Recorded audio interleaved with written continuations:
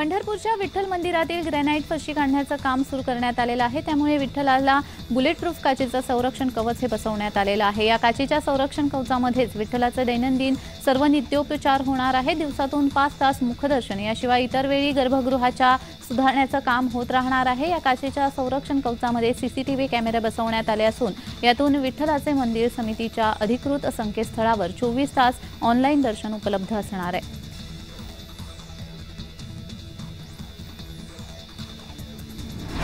अमरावतीच्या अनेक भागामध्ये अवकाळी पावसाने हजेरी लावली। अवकाळी पाऊस झाल्याने शेतकऱ्यांची चिंता वाढली आहे। उन्हाळी हंगामातील तीळ भुईमूग काढणीवर असलेल्या गहू पिकाचं देखील नुकसान होण्याची शक्यता वर्तवली जाते। तर रात्रीला पाऊस सुरू झाल्यामुळे शेतकऱ्यांची तारांबळ उडाली आहे।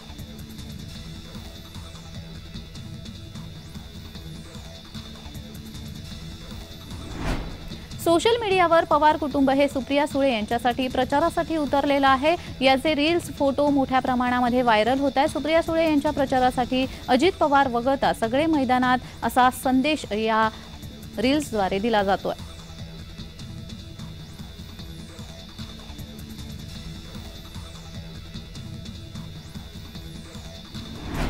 सुनेत्रा पवार खडकवासला विधानसभा मतदारसंघामध्ये दौरा करणार आहेत। आचारसंहिता जाहीर झाल्यावर सुनेत्रा पवारांचा बारामती बाहेर हा दौरा आहे। खडकवासला मतदारसंघामध्ये मोठ बांधण्यासाठी हा दौरा आयोजित करण्यात आला। महिला मेळाव्याला देखील सुनेत्रा पवार उपस्थित राहणार आहेत।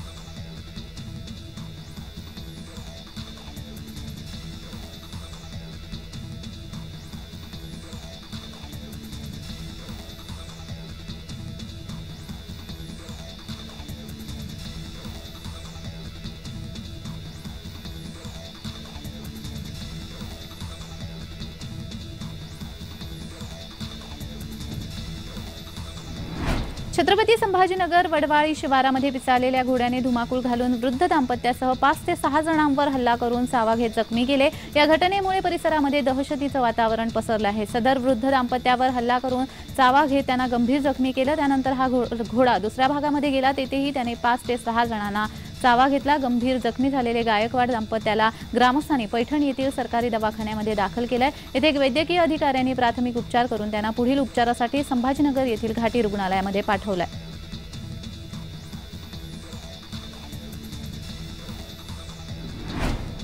दोडामार्ग तालुक्यातील तळकट कुंभवडे मार्गावर नागरिकांना पट्टेरी वाघाचं दर्शन झालं। दोडामार्गमध्ये जैवविविधतेच्या दृष्टीने असलेले महत्त्व यापूर्वी देखील अधोरेखित झालेले आहेत। नागरिकांना पट्टेरी वाघाचं इथे दर्शन झालं। त्यांनी लागलीच या वाघाचं छायाचित्र आणि व्हिडिओ आपल्या मोबाईलमध्ये टिपलेले आहेत। सध्या हा व्हिडिओ व्हायरल होतोय।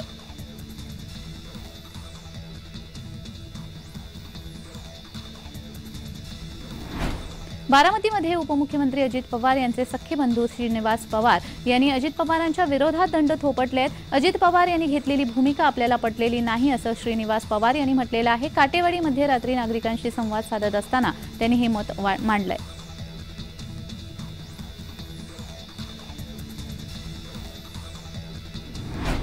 KLE लॉ कॉलेजतर्फे 5व्या राष्ट्रीय लॉ फेस्टिवलचं आयोजन करण्यात आलं होतं। न्यायालयाचं कामकाज कसं चालतं, केस कशी लढवली जाते, आपली बाजू ठामपणे कशी मांडतात याचं प्रात्यक्षिक फेस्टिवलमध्ये सहभागी विद्यार्थ्यांनी दाखवत आपल्या कलागुणांचं सादरीकरण केलं। यावेळी सर्वोच्च न्यायालयातील जज जस्टिस प्रसन्न वराले यांच्यासह उच्च न्यायालयातील वकिलांनी या लॉ फेस्टिवलला उपस्थित राहत विद्यार्थ्यांना शुभेच्छा दिल्या।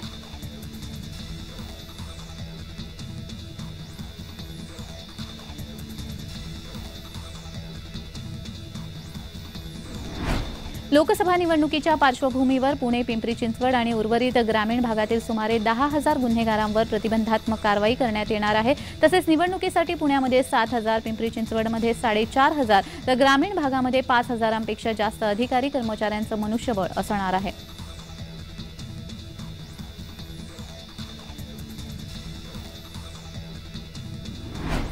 विजय शिवतारे हे मुख्यमंत्री एकनाथ शिंदे आणि उपमुख्यमंत्री देवेंद्र फडणवीस यांची भेट घेणार आहेत। बारामती लोकसभा मतदारसंघामधून अपक्ष लढण्याबाबत ते भूमिका स्पष्ट करण्याची शक्यता वर्तवली जाते। मुंबईमध्ये महायुतीच्या नेत्यांच्या गाठीभेटी देखील ते घेणार आहेत।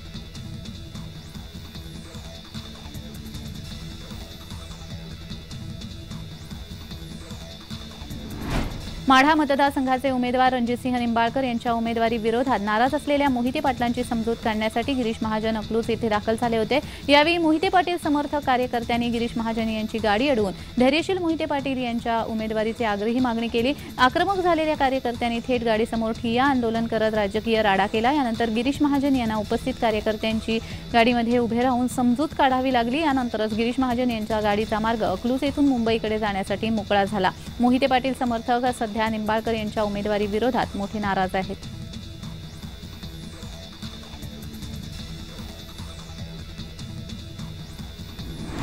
वर्धा जिल्ह्याच्या काही भागाला अवकाळी पावसासह गारपिटीचा तडाखा बसलेला आहे। पुलगाव वायफळ शिवारामध्ये तुरळक गारपीट झाली। पुलगाव वायफळ शिवारामध्ये अंदाजे 10 मिनिटे बारीक गारा पडत होत्या। अवकाळी पाऊस, गारपीट, जोरदार वाऱ्यामुळे गव्हाच्या पिकाचं नुकसान झालंय, तसंच उन्हाळी पिकांना देखील फटका बसण्याची शक्यता आहे।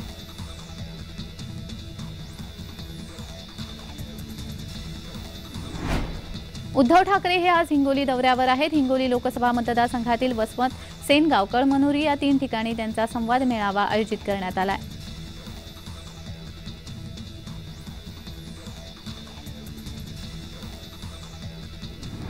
शासनाने मराठा समाजाची दिशाभूल केली। सगळे सोयऱ्यांबाबत मंत्रिमंडळ बैठकीमध्ये निर्णय घेतला नाही। या संदर्भातील कायद्याची अंमलबजावणी झाली नाही, असं मनोज जरांगे यांचं मत आहे। आंदोलकांवरील गुन्हे मागे घेतले नाहीत। आरक्षणासाठी जनता रस्त्यावर असताना आता निवडणूक आचारसंहिता लागू झाली आहे। या सर्व बाबींवर समाज बांधवांशी चर्चा करून पुढील दिशा ठरवण्यासाठी 24 मार्चला अंतरवाली सराटी येथे निर्णायक बैठक घेणार असल्याचं मनोज जरांगे यांनी म्हटलंय।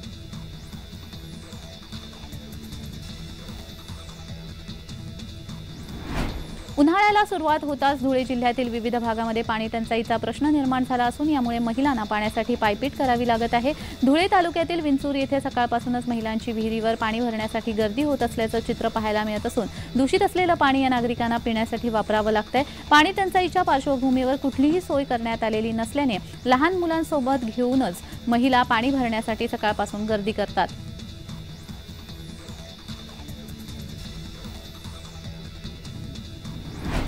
रशियाच्या अध्यक्षपदाच्या निवडणुकीमध्ये व्लादिमीर पुतिन यांनी सुमारे 88% मतांनी दणदणीत विजय नोंदवलेला आहे। सलग 5व्यांदा पुतिन पुन्हा रशियाची सूत्र हाती घेणार आहेत। रविवारी मतदान संपल्यानंतर पहिल्या अधिकृत निकालानुसार व्लादिमीर पुतिन यांनी 87.97% मतांसह रशियाच्या अध्यक्षीय निवडणुकीमध्ये विजय मिळवला। राष्ट्रपती म्हणून त्यांची ही 5वी टर्म आहे। व्लादिमीर पुतिन 1999 पासून रशियामध्ये राष्ट्राध्यक्ष आणि पंतप्रधान म्हणून सत्तेवर आहेत। प्रकृती अस्वास्थ्यामुळे बोरिस येल्तसिन यांनी 1999 मध्ये रशियाची सत्ता व्लादिमीर पुतिन यांच्याकडे सोपवली होती। त्यानंतर त्यांनी एकही निवडणूक हरलेली नाहीये।